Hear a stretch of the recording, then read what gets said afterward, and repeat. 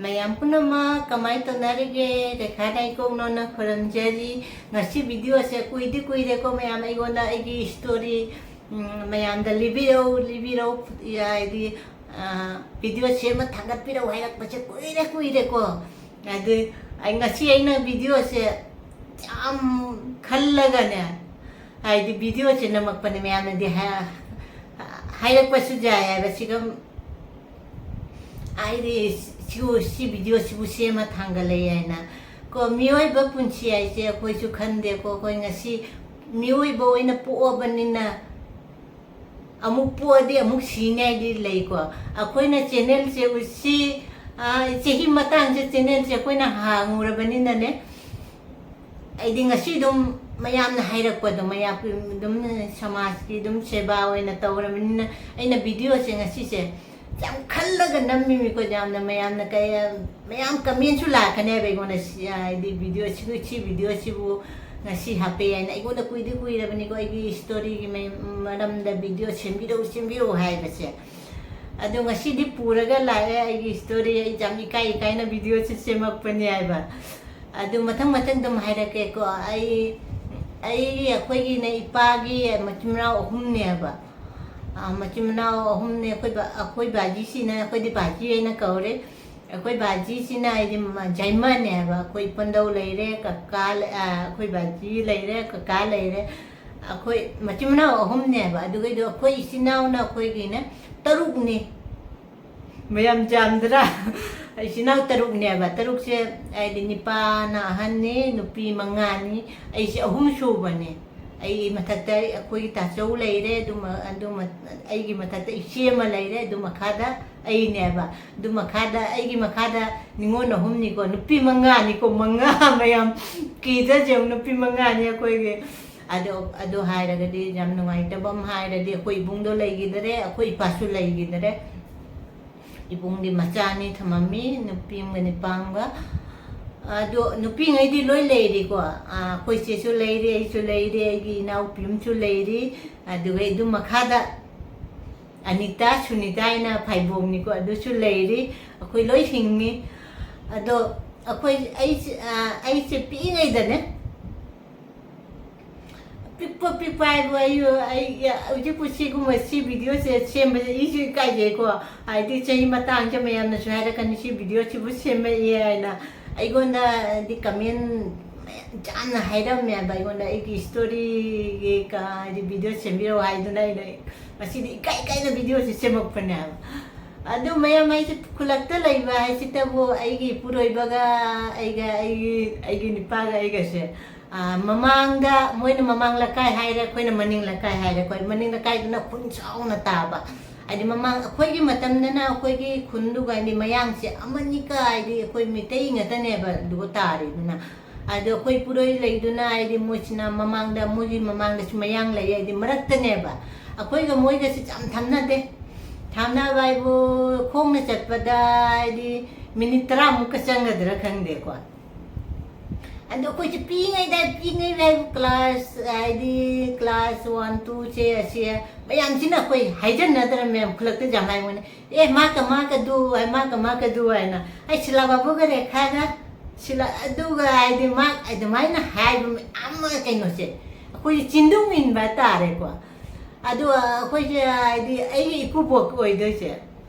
iku bok nyai se adu matam de ti oi de me ba iku bok oi se koi ai se pi ngai se ai di mayam se jam lang na ya ba haijan bi ai ba ai je sam adu moina haijan biramina koi ikai na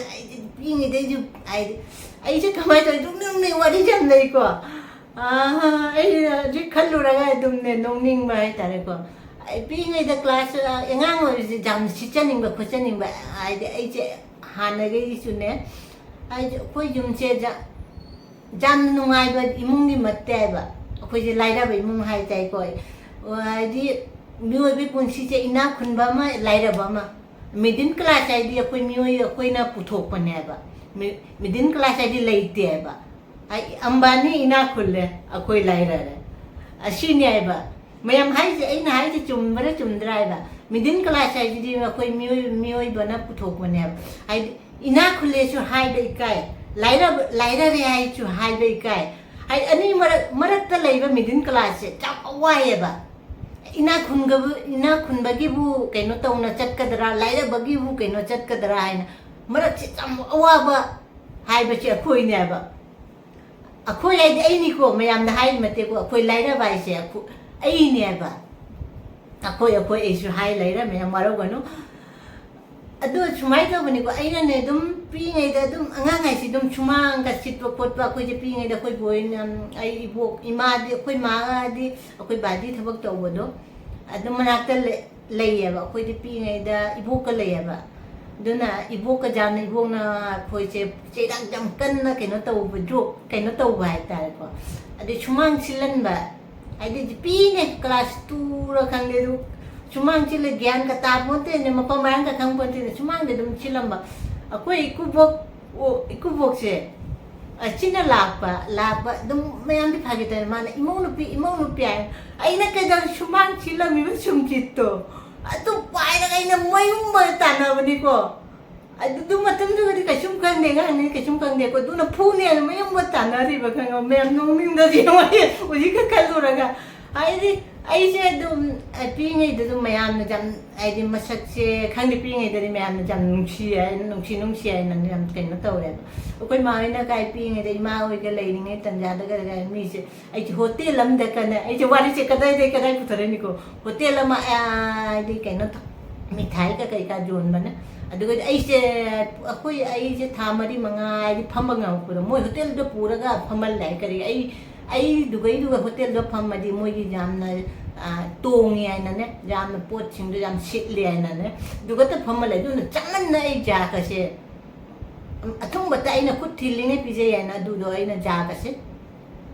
tin ja re chaman ko na wa ba se ngon ta adu ga si loi ra ga akoi bu ku bok chin na ne ai ka se pangphat la ga ai de ai mo nu pi ne ai chan pai mo ne na pura kai no tau ne ba adu dum khaka dum chak phale ko chat bu gudi dumai adum ne ai lambi da thangna re khang de dum mi puna mak chi du thai ja silawa bu ga re khaga adu dum mi ya che dum hai ga di ngau re ai do ai ga ma ka se dumai to haijal khu phani che ko che moi thongan lo ai dum school class 5 6 se ke no kara poi ka che moi thongan do la ko school to che to ma adu moi thongan bu jaw ra ba na pe da moi thongan do be pe da smai khol la ga na ai di che moi thongan do u da na be che kan ya ba adu mai ta dum chaw re dum kha ka dum class 8 class 7 ai dum kara pa de mi na dum haijal pa de adu ipuro i ba na dum ai di kai no taw re ai ba du ko swai ja te ai che hana di khoi jum da ai di khoi hana di chak nung kai ka che kai no na thong gas lai te ne matam du ga adu dum sing khai ba kot ba ni pa gi thabak chi jam taw re bera kha ba kot ba khoi ba ji ga ai di ba ji chuti lang matam da du na ta di khoi sing ga cho khoi ba ji na di cho lai ba te khoi che ga ai ga ta khai ba nam ba da angang sing di du matam da khoi anita oi ga di pok ti adu matam da khoi je jam thabak khoi surai ai ni pa ge thabak punam ai mil da ba ai na ne phau ha pa ga il la ga cycle la ha pa min pandau ga chala ga phau tap pa chalai ai ga hai du ni akoi dum lai da bani na ne ai cha ba tha kai na to ba chara helakte hai du ta ni jan na marang kai na khoi ina khun ba du matte ai ba adu ne mayam adu ga du mathang da ba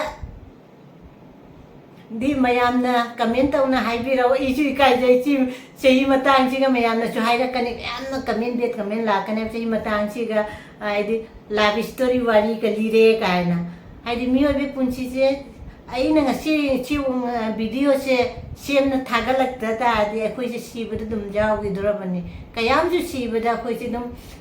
wa mayam chu phum ga che dum si bada jaw gi dura bani mayam ai na hai se chumi chum de ai se adu ne mayam ai na ai gonda comment torok pane ba ai gonda story de video hai ba se asi ne mi to ne ade mathang video da dum mayam na ai de ai story taninga comment taw na hai bi ro iti kai je mayam si chu hai ra kani chahi matang de si kari chahi matang che ko ne channel lo pai re ko matam du di channel ka adu gi matang gi dum video semakpa tadi jamna nungaiba mayamnasu jamna taningba jam kaino toba video do oidoi meba si hairaga tei chu mayam di laine chai chu jam chai kaino degi na kaino tokpa gi video da minute tarada lotion badi jade dana si hairaga dum siga thammage mathang dum mayam dum comment tawbirau ai jami kai na video si semakke aba ngasi gide siga thammage bye